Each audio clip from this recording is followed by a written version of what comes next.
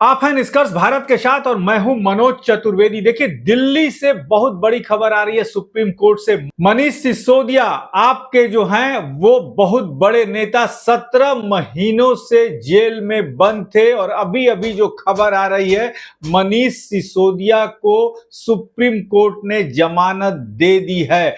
ED को फटकार लगाते हुए सुप्रीम कोर्ट ने एक टिप्पणी की है कि ईडी ने कहा था कि पूरा ट्रायल जो है 6 से 7 महीने में पूरा हो जाएगा, लेकिन वो पूरा होता नहीं दिख रहा है और जिसके कारण हम मनीष सिसोदिया को अब जेल में नहीं रख सकते, उन्हें जमानत दे रहे हैं। ऋषि कुमार मनीष सिसोदिया के वकील हैं, क्या कुछ कह रहे हैं आपको सुनवाते हैं। आपके पास दस्तावेज मौजूद है तो टेम्परिंग का कोई मतलब नहीं बनता। अगर अगर अगर इतने दिनों तक जो है आप इनको इनकार्सेशन में रखे हैं, इनको जेल में रखा है और ये जो है बेल के प्रिंसिपल के खिलाफ है, चाहे वो ईडी का केस हो, चाहे सेक्शन 45 हो, वो जो कार्डिनल रूल है बेल का वो जो है वो लागू होता है। और इस बात को ध्यान में रखते हुए कि ऑलरेडी जो है 17 महीने का जो है जेल ऑलरेडी मनीष सिसोदिया जी काट चुके हैं, तो सुप्रीम कोर्ट ने ईडी के तमाम दलीलों को खारिज करते हुए मनीष सिसोदिया जी को बेल ग्रांट किया है। और ईडी ने ये भी और सुप्रीम कोर्ट ने ये भी कहा है कि जो इन्होंने बयान दिया था कोर्ट में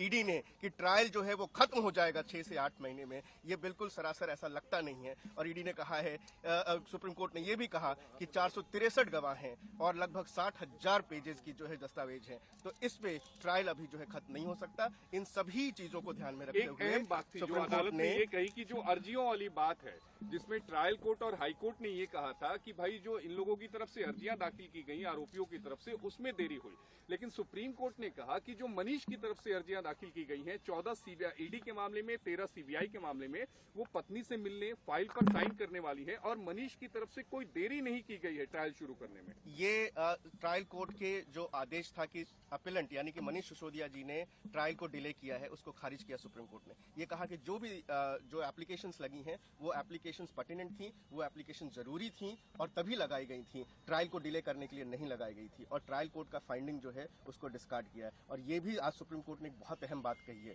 कि बेल के मामले में ट्रायल कोर्ट को और हाई कोर्ट को थोड़ा सेंसिटिव होना चाहिए, ताकि जो है सुप्रीम कोर्ट में इतनी सारी बेल पिटीशंस ना आए। ये भी मनीष सिसोदिया जी के बेल ऑर्डर में सुप्रीम कोर्ट ने ऑब्जर्व। एक अहम सवाल ये भी कहा कोर्ट ने कि ट्रायल कोर्ट और निचली अदालत को ये समझना चाहिए कि जो बेल है वो नियम है और जो जेल है वो अपवाद है। इस बात को निचली अदालत और हाई कोर्ट दोनों ने अनदेखा किया। बिल्कुल, उन्होंने कहा है, सुप्रीम कोर्ट ने ये कहा कि जो कार्डिनल प्रिंसिपल ऑफ बेल है वो कहता है कि bail is rule, jail is exception.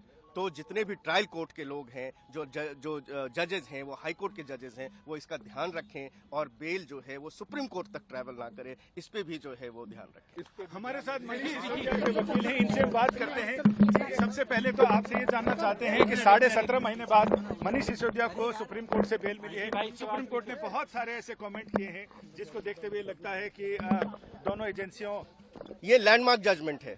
ये पिछले 17 महीने से जिस तरीके से ईडी और सीबीआई ने मनीष सिसोदिया जी को जेल में रखा हुआ था, वो तमाम जो दलीलों पे जो है उनको जो है जेल में डाला हुआ था, आज वो सारी धराशायी हुई। पहला कि सुप्रीम कोर्ट ने ये कहा कि जो ईडी ने बयान दिया है कि ये ट्रायल कंक्लूड हो जाएगा, वो ऐसा नहीं दिख रहा।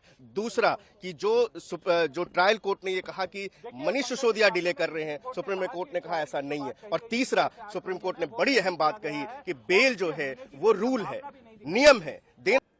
आपने सुना ऋषि कुमार को, मनीष सिसोदिया को जमानत मिल गई है। ईडी एक तरीके से जो ट्रायल था उसको समय पर पूरा नहीं कर पाई। ईडी ने कहा था कि 6 से 8 महीने में ट्रायल हम पूरा कर लेंगे, नहीं कर पाई और इसी कारण हम मनीष सिसोदिया को जमानत दे रहे हैं। मनीष सिसोदिया कुछ देर के बाद बाहर आ जाएंगे, वो भी खबरें हम आप तक लेकर आना चाहेंगे। आप हमें दीजिए इजाजत, नमस्कार।